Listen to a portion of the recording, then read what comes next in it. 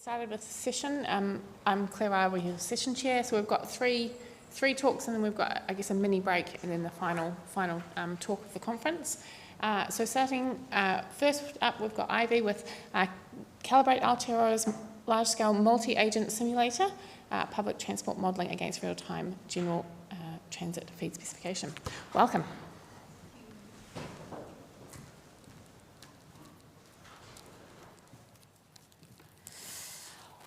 Right, so tēnā koutou katoa. My name is Ivy. Thanks for staying for the last hours with me.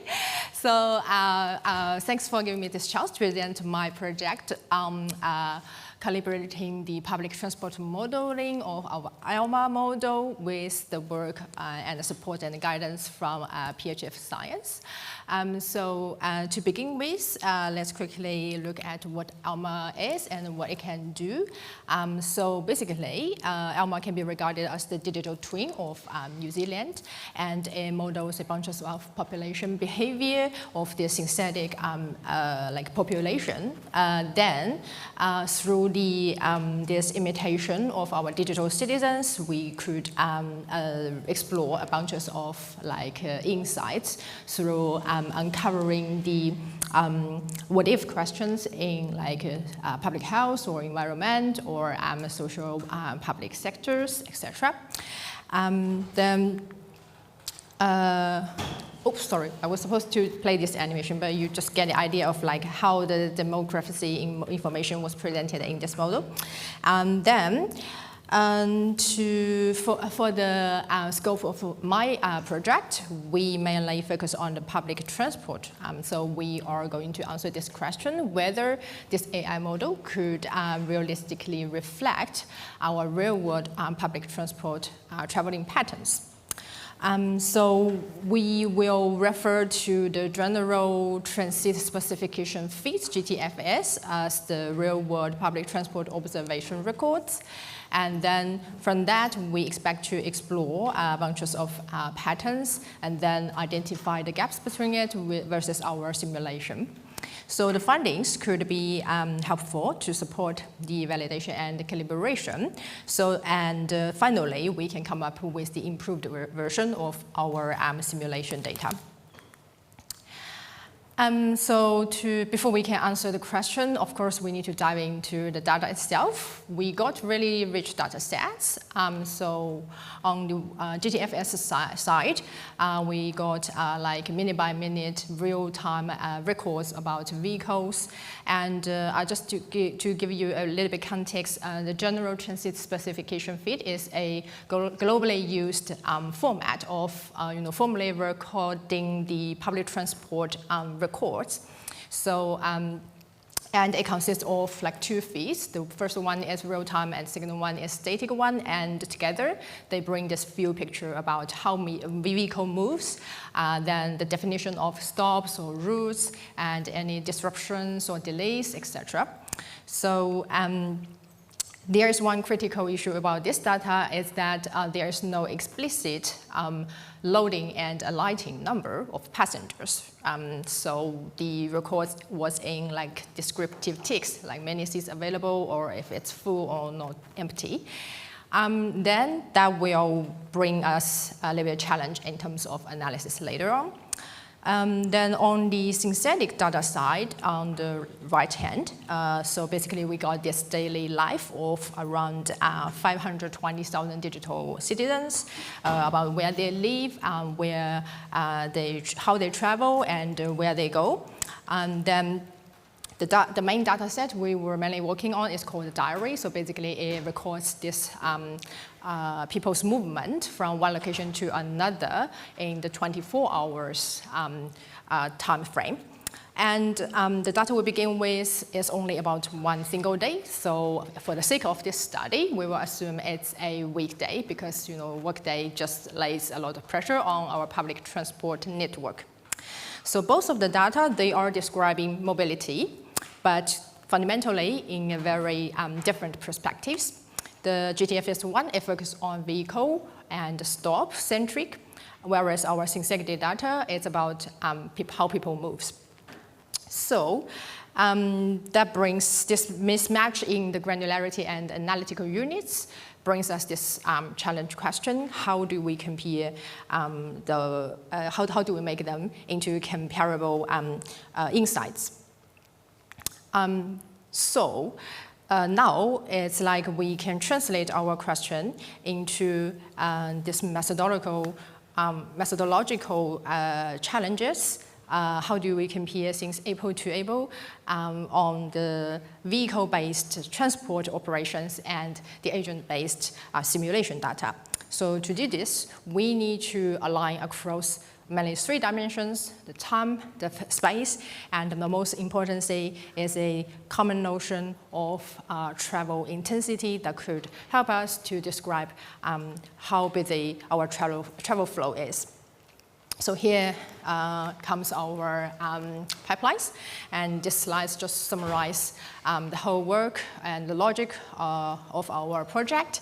So on the real-world side, we will, of course, aggregate the vehicle movements into temporal and spatial signals, whereas on the synthetic side, we extract bus-related movements from the ALMA's activity diaries. The most key step is the alignment. So we project both of the data sets on the same temporal units, so that is by hour, and then the same spatial units by SA2 region. And then the most important one, that we developed this proxy-based metrics that describe travel intensity. So that now we could put the 2 data sets on the same table. So once the alignment is in place, we can directly diagnose where and when synthetic mobility diverges from the real-world observations. This is just some snapshots of the outputs of our pipelines. So for example, you could be able to get the temporal diagnostics that for example, the well intensity, so we would probably say there is a consistent difference in peak hour structure compared to the GTFS observation in the red line, the synthetic mobility in the black dash. Produces like shifted peaks and some unstable intra-peak traveling. So this suggests that while overall activities is captured, the timing and concentration of the demand differ between the 2 data sets. And then spatially, we also produce a choropleth map to display the regional discrepancies.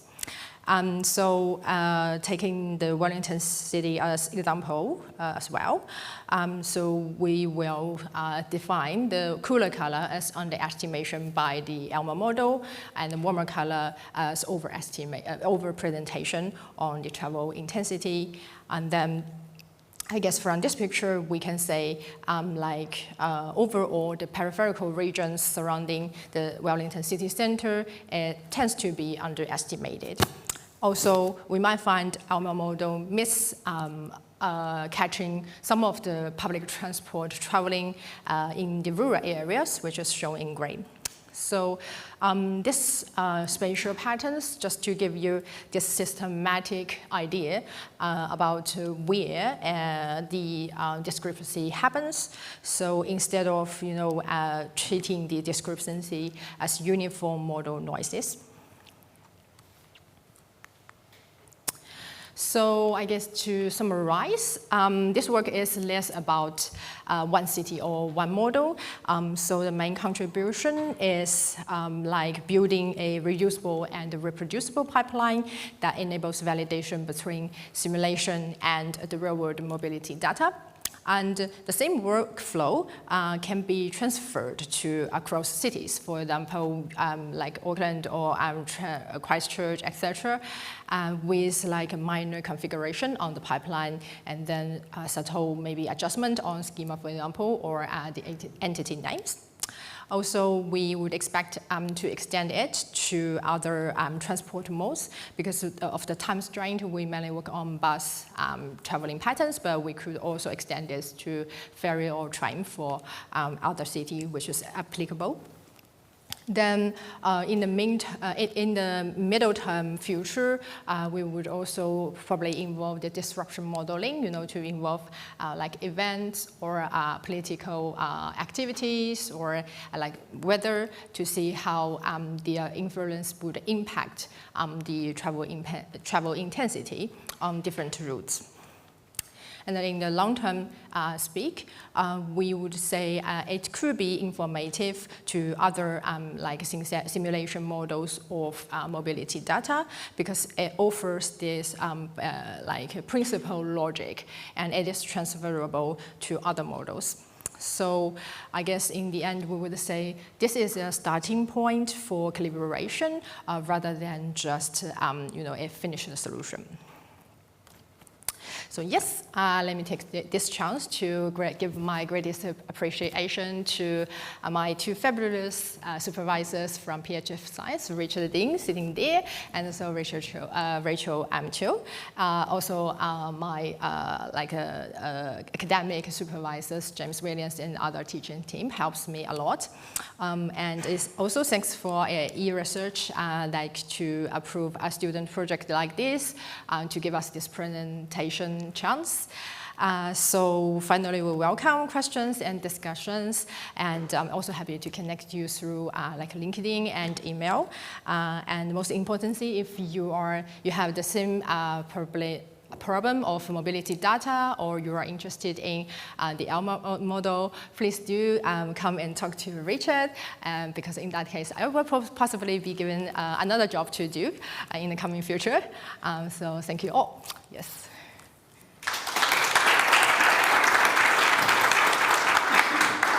Thank you.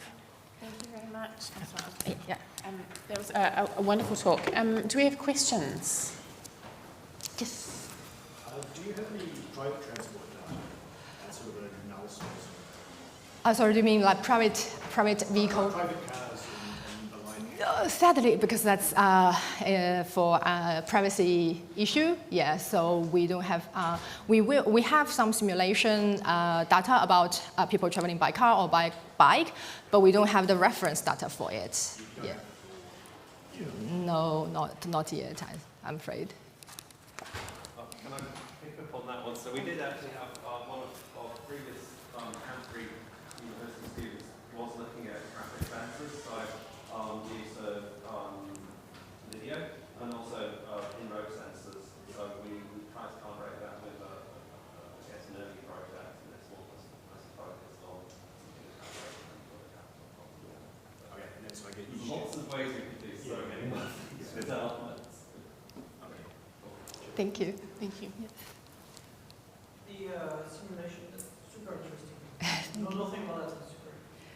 The simulation model that you have, is it also including some socioeconomic or I'm thinking urban development kind of attributes to a better description of the agents?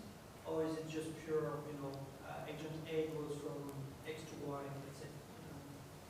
So I think the demographic data comes from like 30 more data sources sourced by like different government agencies, and I'm not sure if they there's also features about people's salary range, the age, if their unemployment rate, something like that. So I believe it's like all in the combination. Yeah. Thank you. So I have a question. Who do you envisage being the sort of end user? Do you think it's going to be, people actually using the transport system, or more for sort of like planning and future purposes? Like in my imagination, probably from the end user side, if you are the public transport user, you would possibly use that one to plan your route or your trip. But I think this one is could be there's more potential there to dive into for the scientific research, especially we were just talking about if we can monitor disease spread through public transport networking. So in that case, probably we could combine the two disciplines together, to work on. Awesome. Thank you very much. Please. Thank you. Thank you. I do.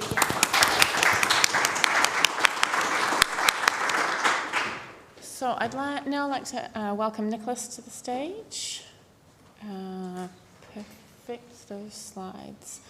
Waves in ice dynamics. Brilliant, thank you.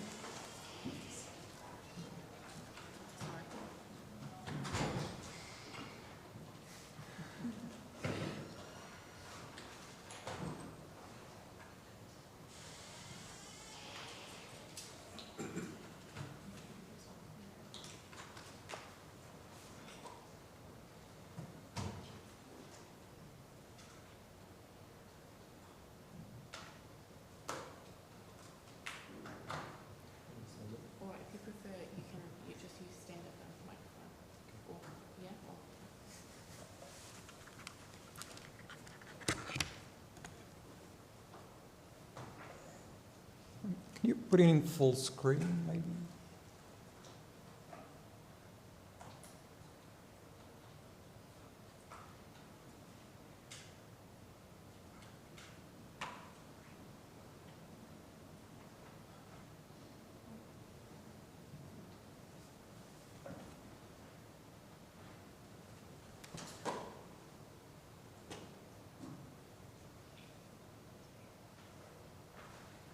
Oh, it's okay.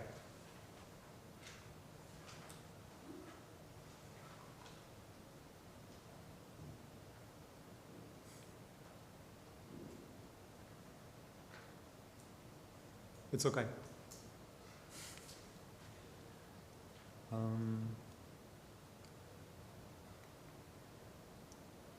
Okay, so my employer is the CNRS, and I think pretty much all the people I've talked to during the last few days ask me what CNRS is.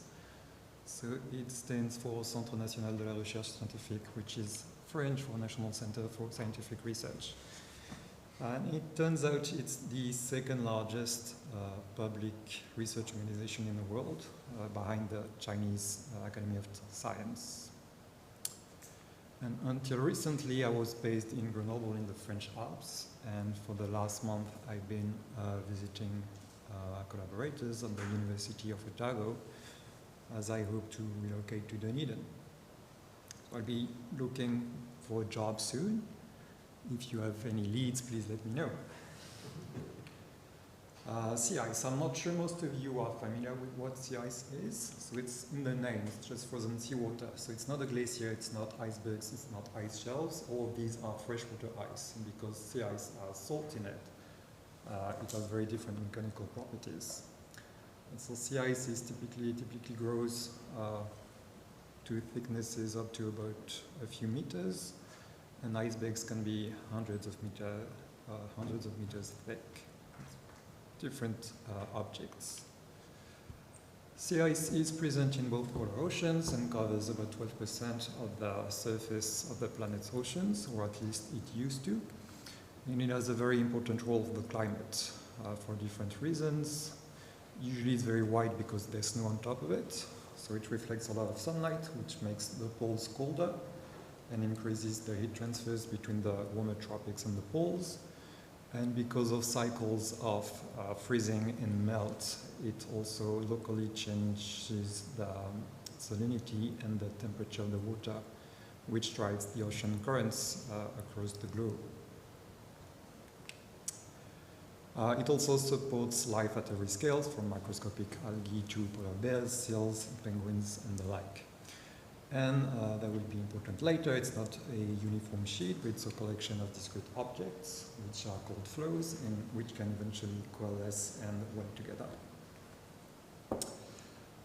So my postdoc is part of the Scale Aware CIS project. There's a typo at the top, which is a collaboration between a bunch of countries, employs about 50 to 60 people, and the main goal of it was to build a new and better CIS model, which is called NextSim. And then it's been ongoing. The development of NextSim, I think, started in 2015. So it means to be better in terms of physics and also in terms of numerics, because it was a new code base, tried to be more modular, more being able to be parallelized, being run on GPUs and the like. So it's developed at the Nansen Center in Norway. It's available on GitHub, and it's been used to conduct climate research already. So this is what it looks like. This is not actually NextSim, but it's the neuroreology, which is the main novelty of NextSim implemented in another CIS model called CIS Cube. It's coupled to the ocean model NEMO. And we're looking here at sea ice thickness in the Arctic. People in the northern hemisphere are usually more concerned about the Arctic than the Southern Ocean. And we started from spring, and we can see that as we move into the summer, we've got this annual cycle of melting, and just the sea ice extent reduces. And that was like 30 years ago, so now the actual ice pack tends to be much smaller. So this was for all the HPC enthusiasts, but that's not what I'm going to talk about. I will be looking at waves at a much smaller scale. And why are we interested in waves? It's because waves interact with the ice, and in particular waves fracture the ice, which reshape the flow size distribution. And this distribution of the size of the flows in turn has an impact on the other physical processes, in particular the lateral melt. Smaller flows will melt quicker, and if they melt quicker, there will be less ice, and the waves will be able to travel further into the ice and break more ice, and we get this positive feedback loop here. And it's a very subgrid phenomenon. Large-scale models are run on grid cells, which are typically around 10 kilometers, the smallest ones aside. And here we're looking at flows which are typically 10, hundreds, maybe thousands of meters large. So obviously we cannot track them all, and we need to kind of parameterize this interaction so we can couple wave models and sea ice models. And the motivation behind my work is that most fracture models have been based on a critical bending strain. So we assume there is a typical strain that the ice cannot sustain, and beyond that strain it will break. But recently some laboratory experiments have suggested that this critical strain doesn't really exist, but is a function of the wavelength of the forcing. And so we tried to come up with a new formalism. So how do we model this? We start from a very simple model. So sea ice is just an elastic plate. It's loaded by two forces. We've got buoyancy pushing it up, gravity pushing it down. And it gives us this very nice and simple bending ODE, from which we can get the vertical displacement of the ice, and from this vertical displacement we get the curvature, which I just mentioned. So here we have this eta term is the wave forcing, so it all the information on the wave, and this LD is a bending length scale, which summarizes all the properties of the material. So that's all we need to model this phenomenon. And we slap some fracture criteria on top of it. So this local strain-based criterion that I mentioned. So if the strain along the plate exceeds a particular value, the ice breaks. And what we are suggesting is to use this energy criterion. So if fracturing the material has a cost, because creating new surfaces has a cost in terms of energy, and if the energy the total system loses after fracture is more important than this cost, it makes sense from an energy point of view that the ice will break. Both these criteria depend on the curvature. The strain is directly proportional to it, and the energy is proportional to this squared curvature integrated along the plate, which makes it a global criterion. And that's what a fracture lookup looks like. If we go back to this model schematics I had just before, it's the same scenario. We have strain along the plate. You can see these shaded areas are everywhere the strain, the critical strain with the typical value is exceeded, so this flow really wants to break. And so we just decide to break it where this strain in absolute value is the maximum, which is symbolized by this vertical line.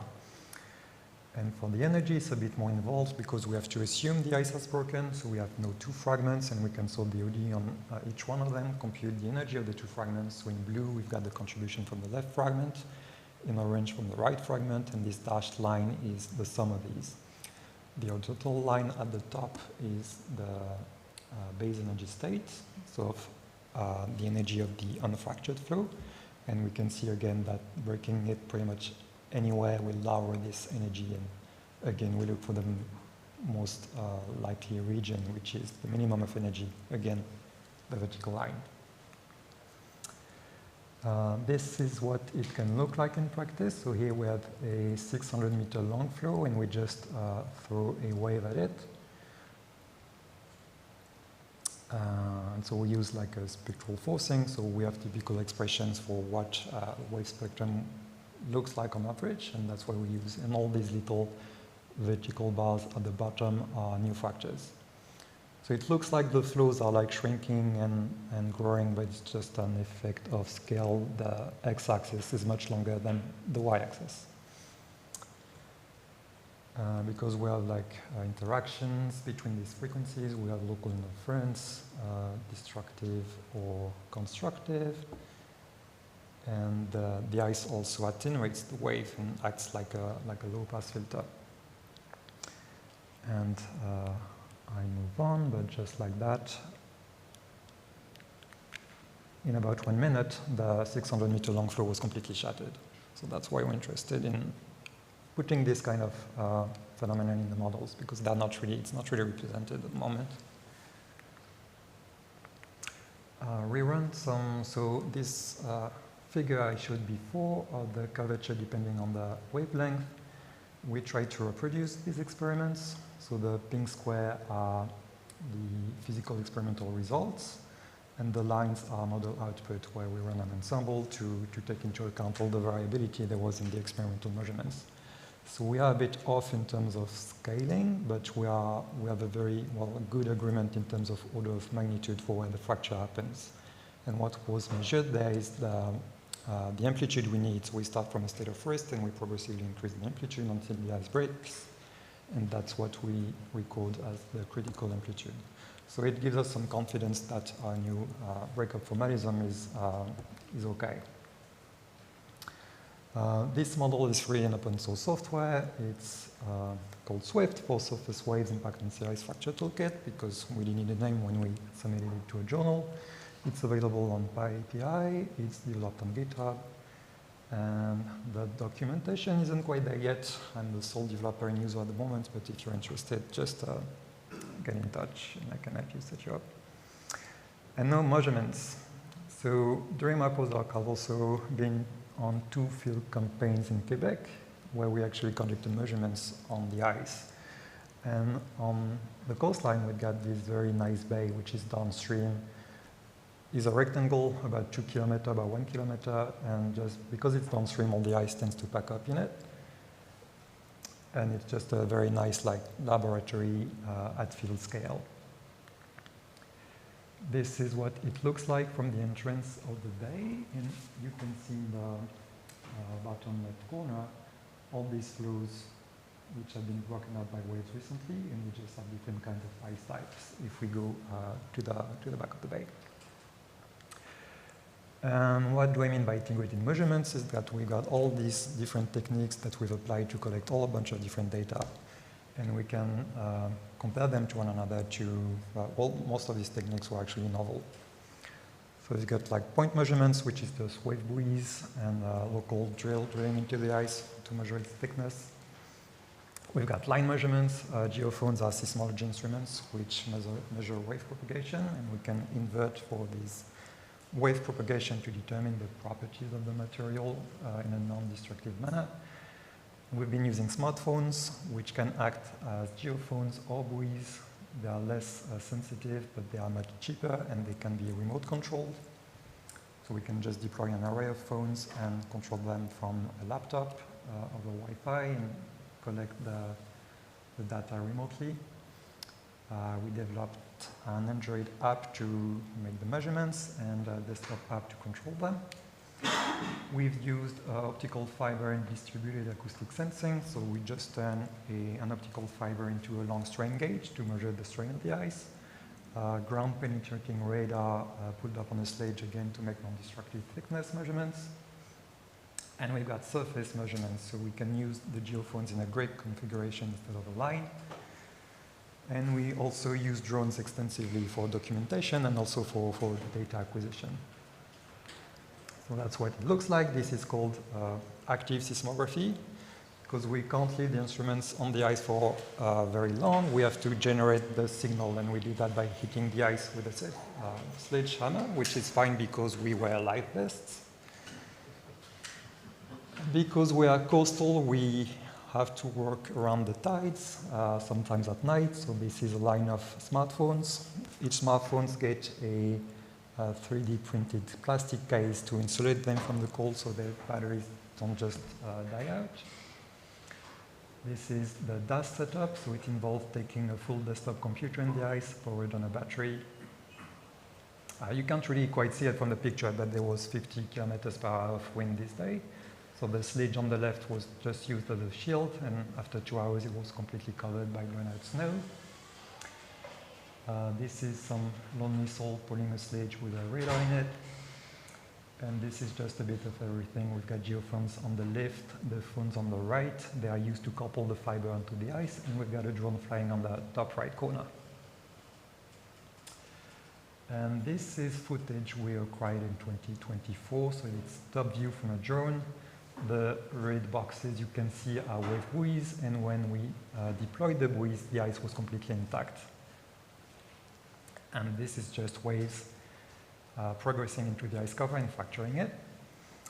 And we got very excited by this footage for a very short moment because we thought we had captured like the onset of breakup, but it turned out we filmed like the second wave packet that got into the ice, and the first one had actually broken it,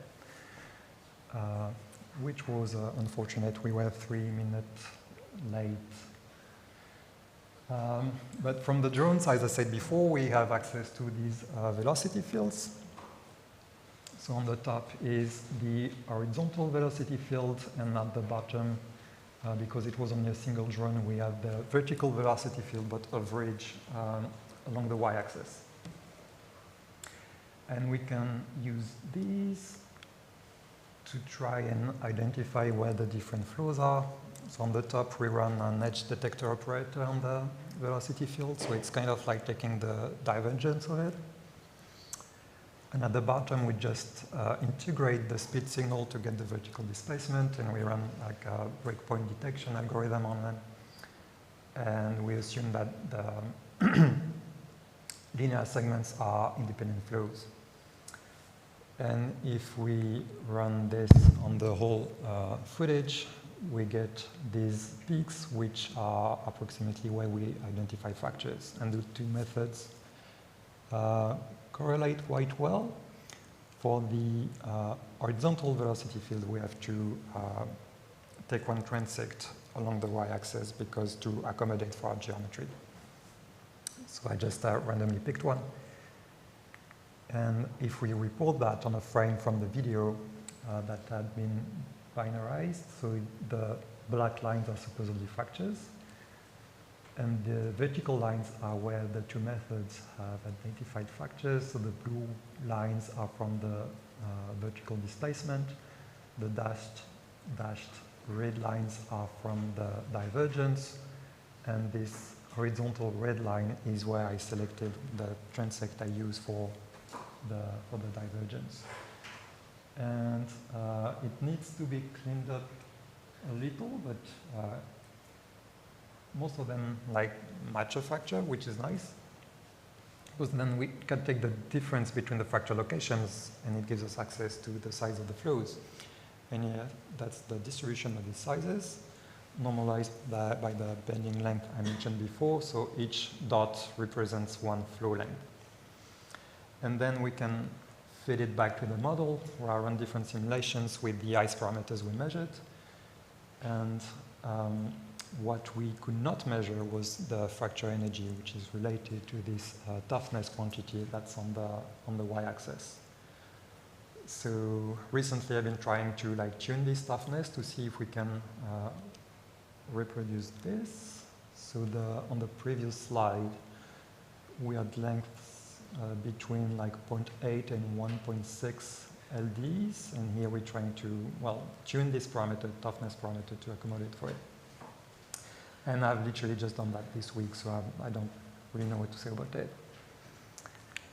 And these are my collaborators. I probably forgot some of them. This work is funded by Schmidt Sciences.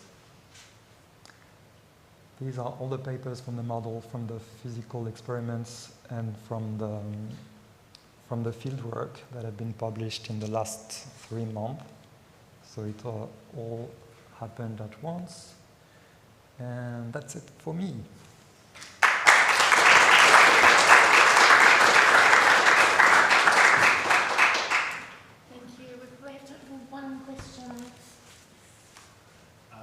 You've got quite a range of scales there, and so you're going from parameterization at this level to try and scale up to a whole ocean level. And for the Drake device, clearly the fraction is your dominant dynamic. Are you coupling that with a growth in a sintering mechanic to try and model the other direction for reformation of sea sort of shelf during the freezing months? Yeah, so I'm not quite sure I understood it correctly, but some people have been looking at like the wave radiation stress, which is just surge motion imposed by the waves and that sort of things. There is no like horizontal motion of any kind in my model. More that while it's breaking up, the fracturing dynamic is the dominant behavior there, as opposed to ice growth and simple sections. But necessarily when you've got reformation during the sort of autumn and winter months, you then presumably rebalancing those dynamics. So I guess the fracturing completely disappears when you reform, and it's just growth and sintering becomes dominant. So you don't need to model both at the same time. Mm-hmm. But wave activity is also important when the ice forms, because if you have like a flat sea or a wavy sea, you will get different kinds of ice formation. That's really not what I am looking at. It's a very, very idealized setup. But yeah, we've got a whole bunch of different mechanisms affecting like the horizontal extent of the ice.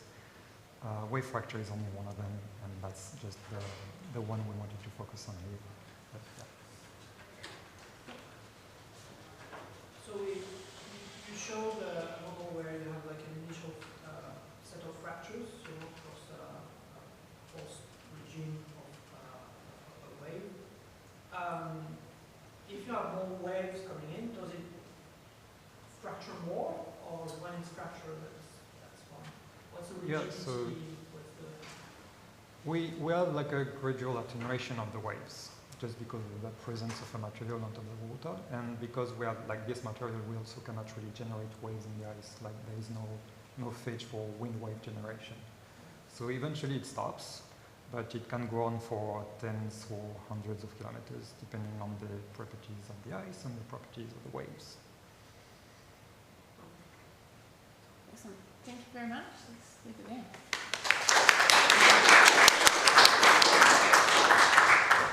Final speaker, or nearly final speaker. Welcome, Richard. Have we got slides?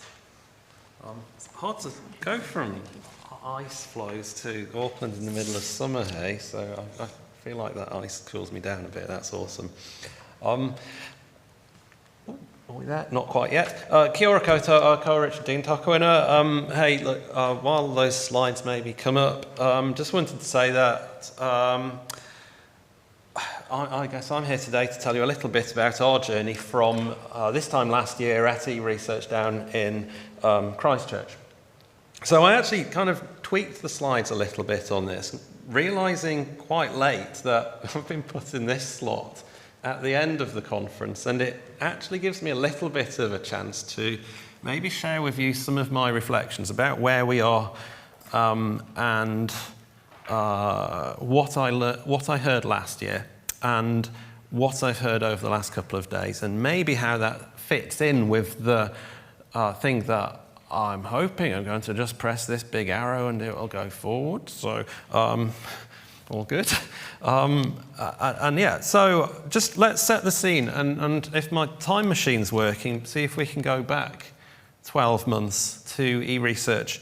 in Canterbury. And effectively, two of the keynotes I think really stood out for me and helped me understand the scene of where are we and where are we going. And I think Carrie set the scene really nicely down in Canterbury. She effectively talked about we are humans. And while we're talking about AI and artificial intelligence, we are humans, and our mission is to kind of put people first. And then, secondly, an incredible keynote from Rick at Argonne National Laboratory. He's kind of responsible for one of the biggest supercomputers in the world, and he kind of said, we have access to that. You have to fill in a form, but if you've got a great idea, go for it. And Rick talked about three things. Does this do a lasery thing? It does, amazing. So he talked about how we are going to get to kind of this amazing idea of AI bursting through orders of magnitudes of intelligence. And he talked about how he and his project and America kind of seeing this scaling up in terms of simply throwing more computers at it, more GPUs, more power. So that's this blue line. And then we also talked about how else that could happen through algorithmic efficiencies and unhobbling gains. So that really set the scene for kind of, I guess, what we wanted to do is just keep on top of riding that wave around AI, and where we got to at this conference. So fast forward back to this year and the conference themes for this year. Are you ready? Day one, I think the first keynote from Suzanne was awesome and really aligned very closely with keynote from Carrie from the year before, effectively talking about human central, sustainable, embedding values that resonate with New Zealand, and building high quality sovereign technology, but starting with community needs, not simply building the technology. Flip that round to Amber's presentation from REANNZ, and she kind of talks about building the technology. And the two kind of go together quite nicely in a way, although I kind of really want to say, let's get on with it a bit. So like going out to tender for some GPUs at this point seems like, yes, good, it offers hope. So let's see, can we build that vision together? I think that's the message I heard there. And then I heard from Isaac, who kind of came up with this line that PROs, public research organisations like mine in public health and forensic science, are large organisations. And I think he promised large balance sheets. Did anyone else hear that? So I'm really excited about this. But also, I see one of the things Isaac talked about there, international connections, as something that is really important. What we heard recently at Davos, Mark Carney talked about this rupture in the way the world works. And yet we are part of that global interconnected world. And so we need to kind of ride that wave, and we kind of have to be at the table, not be eaten.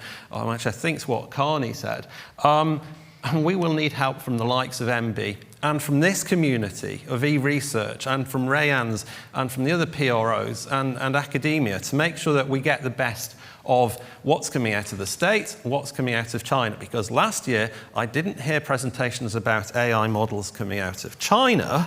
However, this year I did. Like yesterday, there were 3 in a row. Our keynote yesterday morning, Anna Maria from Chan Zuckerberg Institute talked about using an AI model from Meta, the Llama model, and comparing it to the Chinese open source model Qwen, which was half the size, kind of 3 billion parameters versus 8 billion parameters. It was smaller, it was more efficient, it thought better, and therefore they've built their thing on top of a Chinese AI.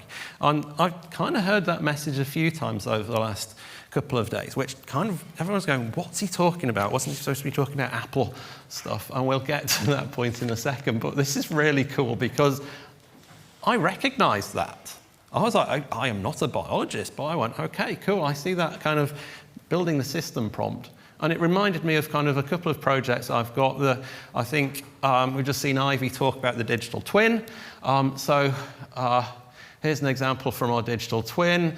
Down here in the corner, there's a button called Ask. It opens up this chat bot. There's automated reporting. That JSON stuff in the background tells the large language model how to build reports, tables, charts, graphs, how to analyze the data sets that we have, and so on and so on. And then kind of we can export it to Word and do really cool things. But it's all based on kind of what I just saw in other presentations.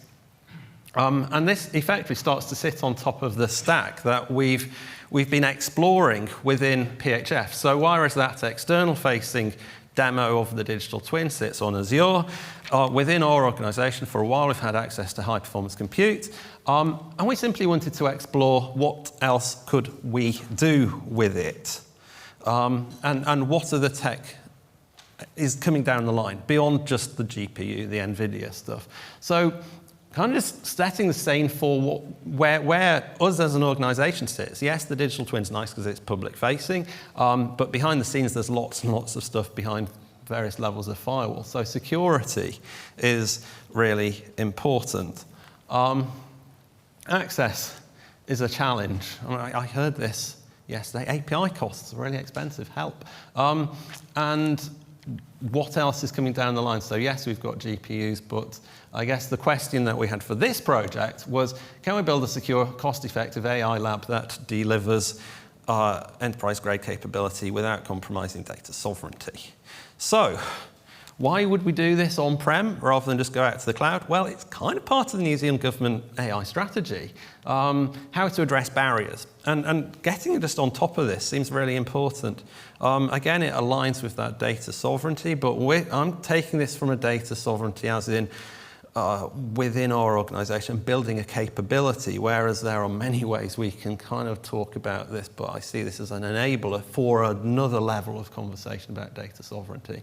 And then also a theme of this conference was around trusted research environments. So I feel this is kind of aligned with building that on-prem AI infrastructure. Why does it matter? Because it means that we have control. We're in charge, data never leaves, we're ready to comply, we audit, we can build proxies, we can link it into our logging systems, we can make our IT people happy, or at least that's the hope. We can build a sandbox, and it builds our capability for the future. So we know that the next level is not just the interaction in text, but the building agents. So we went off and actually kind of amazingly we were allowed to buy, this is basically the slide here is spot the tech hardware. The server, the Apple M3 is this thing sitting on a desk. It's not very big. It uses 60 watts power. It's got 512 gigabytes of integrated memory. So we can run the really big frontier models from the States and from China, all on that, and we can pop it on a desk, and we've kind of now popped it into our server farm. But it's great, it doesn't need cooling, it's nice and efficient, we can run it on like a solar, we're going to put it on the roof at our new build. It's going to be great. So I guess here, key insight was simply, let's explore what we can do, because when I asked Phil, our HPC manager, for some cost, I couldn't quite believe this. He said, I went, how much did that NVIDIA kit cost? And he went, well, we bought some 18 months ago, and the price has actually doubled, rather than Moore's law saying it should halve. And that constraint, the kind of you see why NVIDIA's 8% of the entire NASDAQ, but other things are coming down the line. And this links back to what Rick prophesied a year ago, that the constraints around access to GPUs forces the efficiency gains at the same time.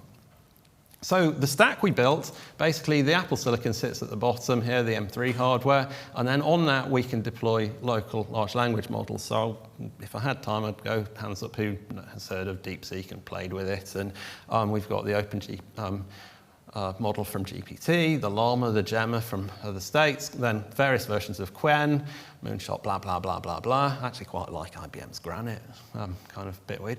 Confession time. So put our Llama on top of that as one way to get into these models, and there's kind of a few. But this is one that I guess most of the models run on. And then on top of that, we explored a few different web options. The thing that I just demoed with the digital twin, kind of built entirely in-house, but for this example here, what we built for our AI lab, we just took Open Web UI and then linked that in through things like Entra ID, which means that it links into our Microsoft Office authentication. We don't have to manage users separately. And then that gives us one way that we can do things through the web, and then separately we can integrate it into our code stack through things like VS Code for developers.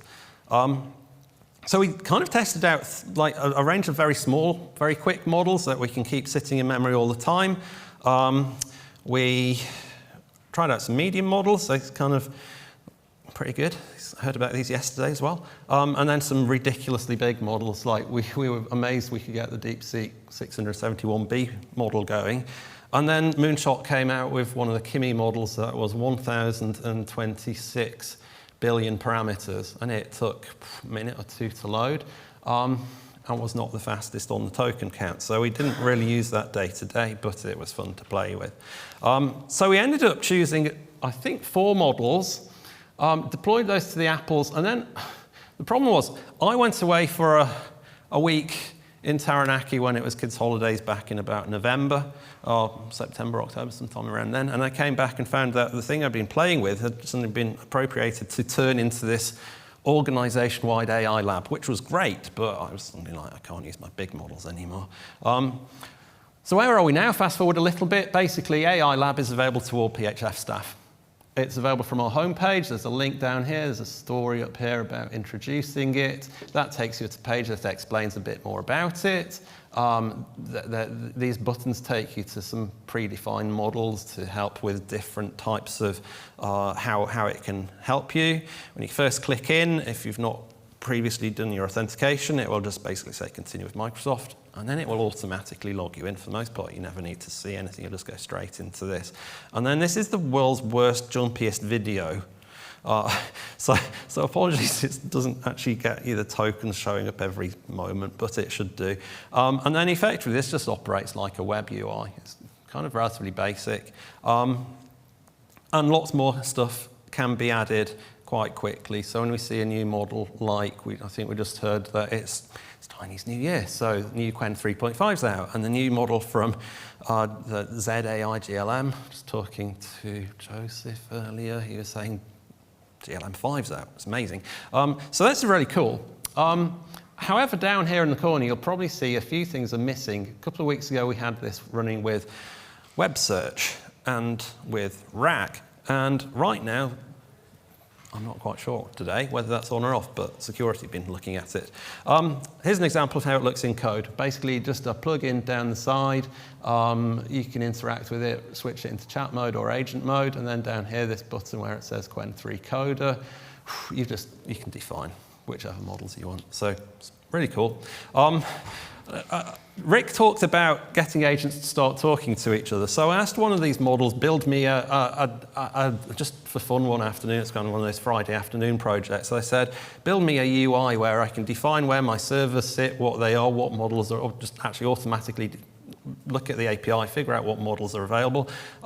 So it built me a front end. And then I just defined some characters, and I started off with my family.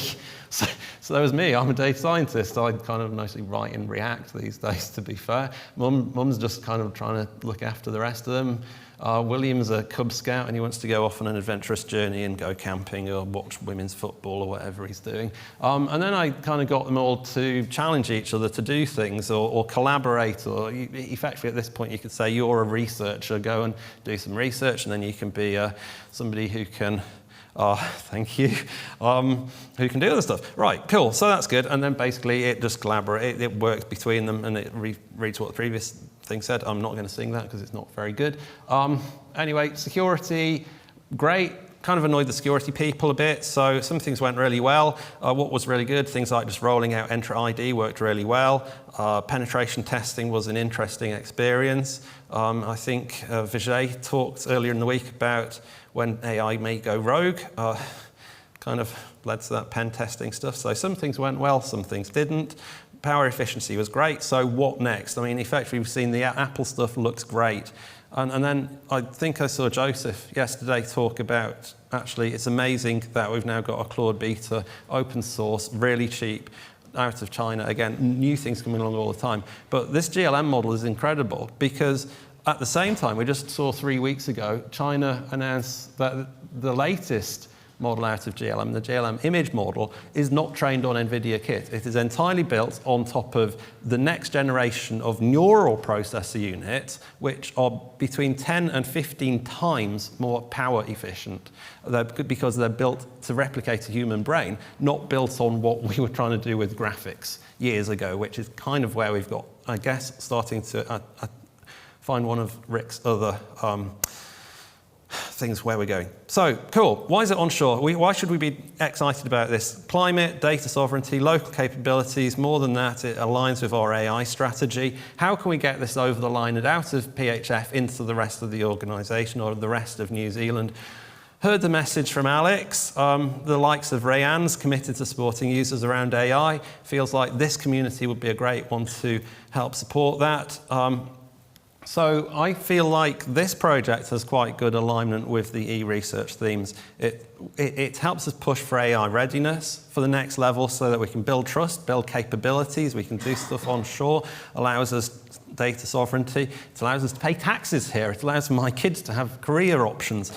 It allows us to share knowledge and building communities. So that's why I'm really excited about this, where I see lots of potential, where I want to kind of go back to Isaac and MBIE and go, hey, those neural processor units, when are we getting some of those? And all that kind of stuff. So really excited to at least have been given the opportunity to explore that.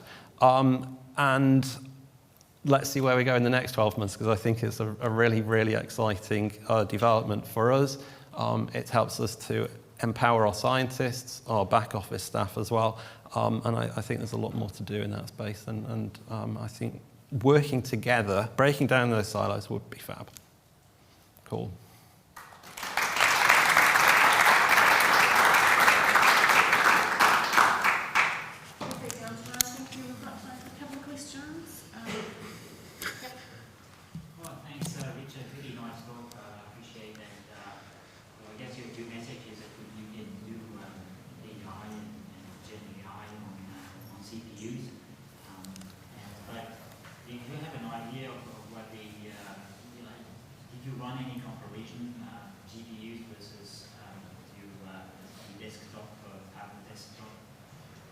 Yes, I actually deleted the benchmarking slide because it was, so my colleague Shane says, I have to say, it was all his idea, and he has the benchmarks. So I do not have them to hand. Certainly a lot of smaller models, effectively, those small and medium models we can run on the GPUs. We simply cannot run the large models because they don't have enough memory and we do not have the compute. So it hits the point that you need something akin to this. For the small models, yes, we can kind of run them on the GPUs and they work quite nicely and we can parallelize those. So I think there's a sweet spot. I think reflecting, kind of looking at what Rick introduced, his research team and his massive high-performance compute, the Aurora supercomputer, was kind of this where they want to go with AI. And it's incredible to go, well, he's got this supercomputer, and he kind of showed it us last year, and it's massive and has its own power plant. And then at the other end of the spectrum, 12 months on, we kind of go, hey, this stuff actually works on a tiny box. And yes, it's not got that same number of, you can't do everything in parallel. But I see there's a nice sweet spot. And when we start yesterday hearing about edge AI and opportunities, great. And then just like turning on the radio and listening to the conversation about power, how are we going to power ourselves in the future if we want more AI, then I think there's a very nice sweet spot for this type of efficient model. But yeah, we can link you up with some data on that one. Thank you. Any final questions? Awesome. Thank you again. Cool. Thank you.